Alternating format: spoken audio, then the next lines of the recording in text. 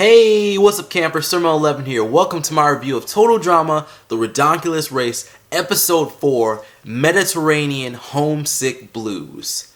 This was the simplest episode so far as it didn't even focus on some characters really, and since the challenge was longer, it skipped some parts via montage. So, whoever won is first, of course, and these ice dancers, I'm telling you, one of these episodes, they're going to crack and go crazy. They try to go first, but, you know, if you watch the last episode, the cadets won in the last episode, so obviously they get to go first. And they have to take a taxi to a train station, which will take them to the next part of the challenge, where they have to build a sandcastle on the beach, and then they have to get in some boats and race to Iceland. I didn't include the last part in the review, so I think I'm right on that part. Because I actually just watched these a few hours ago. I wouldn't even say a few hours ago. That was like last night or early morning. So yeah, about 5 or 6 hours ago. Dwayne Jr. has fallen for Carrie, and then they do the whole bit where his dad interrupts and says something embarrassing. I want Carrie and Devin to be together. I'm sorry, Dwayne Jr., you're one of my favorite characters, but I want Devin and Carrie to be together. Plus, you're too young for her. I don't know how old these characters are, but I'm assuming like 16, 17, 18, around there. And maybe Dwayne Jr. is like 12 or 13, something like that. MacArthur, she takes a vehicle, like she just comes up and she's like, police. Can she do that as a cadet? I don't think so, but she has a badge, and she's really pushy. I don't think I pointed that out before in previous reviews, but she's a really pushy character. Jeff and Brody are following teams smarter than them. It's kind of like what Jerry and Pete did in the last episode, and we all know how that turned out, so I wouldn't recommend doing that. Dwayne is going to be the downfall of Dwayne Sr. and Dwayne Jr. I'm talking about the dad. Dwayne Sr., he's going to be the downfall of the team. I'm telling you, just like from his actions, from like the things he says, things he does, he's going to be the downfall of their team. The fashion bloggers, they get spray tans, and the stepbrothers are still fighting. As the first team arrives to the beach, they get their next challenge, swimming with sharks to get the next tip. And I don't really get the whole, I get it, but I don't really like the whole Don box thing. It may work on a smaller scale, but it feels so compacted. Like, can't you just tell them what they're going to do next? I don't understand the point of the little box to tell them what to do when you're like right there or something like that, or at least near them.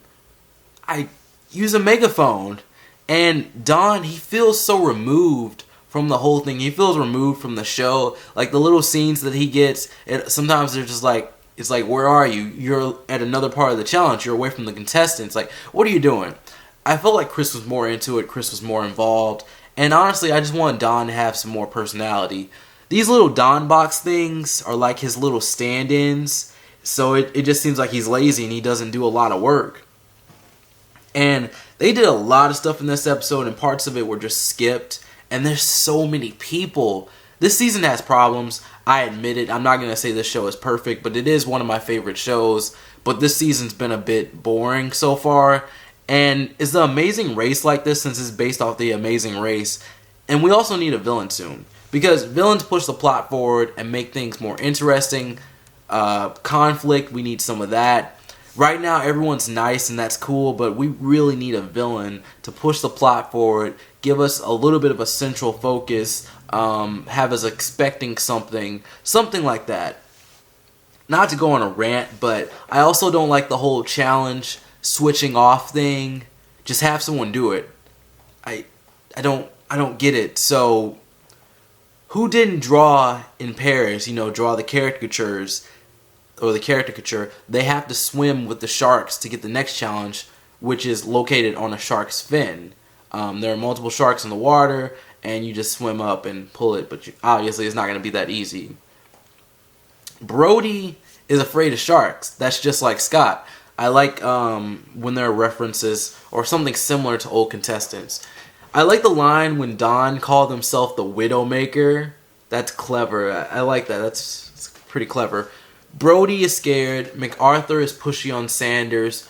Dwayne Sr. is doing a dog paddle. Devin is having trouble getting a tip from the Sharks because everyone is taking his or getting in his way. The second train arrives, but Tom and Jennifer, or Jen, they get on a ship because they're partying with a prince.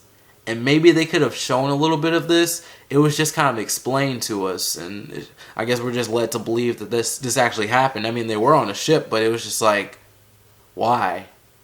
Why couldn't you have explained any of this? Also, where did that train go?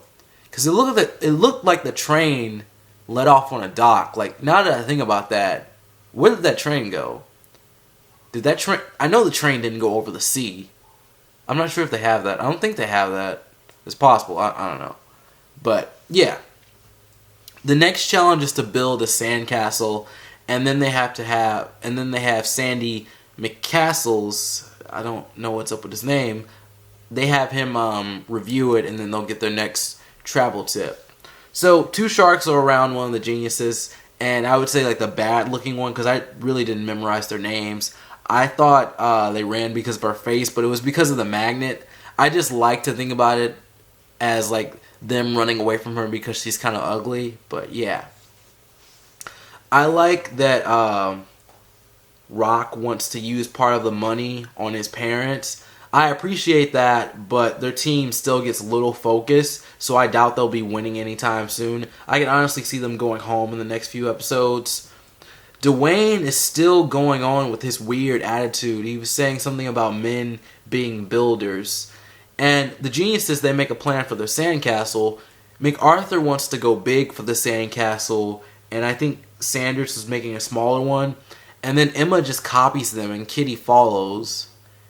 There's a problem there. Somewhere, there's a problem. I thought Emma was smart. Like, they made her seem like a smart character who wasn't smart in every single situation, but overall it seemed like she was intelligent. So why is she copying others? I don't get that. It's just a sandcastle. That's pretty basic. Dwayne and Dwayne Jr. are actually in first for this race, which is pretty awesome because I like their characters. And the next part of the challenge involves taking a boat to Iceland. They have trouble finding a boat, which works because something's wrong with like the engine on two of the boats. And like most adults, Dwayne isn't good with technology. They really switched it up with this episode by like who won and everything. You know, having Dwayne and Dwayne Jr. be in first place and then having the fashion bloggers be next. The Dwaynes, they finished first, but Dwayne Sr., he looked at the travel tip before reaching the beach, and they get a 20-minute penalty. I like the 20-minute penalties. Like, they're becoming more common. It's changing the dynamic of the game, so keep that up. But somehow, the ice dancers still get first place. Then Tom and Jennifer get a penalty. And then Owen and Noah get second place, which is awesome. Are they biased towards the ice dancers? Is this going to be like that season when Mal was like the central focus as soon as he was introduced in every single episode? And then the ice dancers, they're always near first place or something like that. Is it going to be a situation like that? Brody and Jeff, Jeff shocks Brody, which helps them get into last place. The geniuses are still at the beach, and spoiler alert, they lose. I've noticed this competition does a little voiceover as they're walking home or whatever, or they're going over everything they've done in the game. Does the Amazing Race do that? I don't know. It feels kind of out of place. I prefer to see them like get shot out of a cannon or something. Because in Total Drama, like, I always wanted to hear like all their speeches and stuff, but like if it's gonna be like this, I really don't care. So, predictions. I can see Chet and Lorenzo going home, as well as the Rockers, the Vegans, and the Bodybuilders. But that's about it. There is no conflict in this show at the moment. Give us a villain. This also ends my time watching the show online, for now at least. Now I can go back to my DVR, and you don't know how much easier it is to watch things on TV instead of your laptop. I wish Anime Online could be on my DVR. DVRs are life. Anyways, thank you for watching my review. If you'd like to follow me on social media, that'd be great. Let's be friends. I need you. See you guys later. Peace.